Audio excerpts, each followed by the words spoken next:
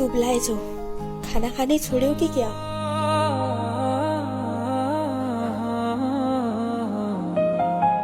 प्रेमले अगाएकाहरूलाई खानाको आवश्यक नपर्दो रहेछ।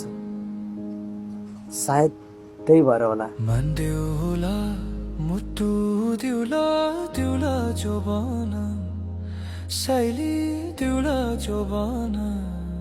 खान मन त प्रेममा भुकाएकाहरूलाई पनि नलाग्दो रहेछ, तर जीवनमा बाँच्नकै लागि मात्र भए पनि खानुपर्छ।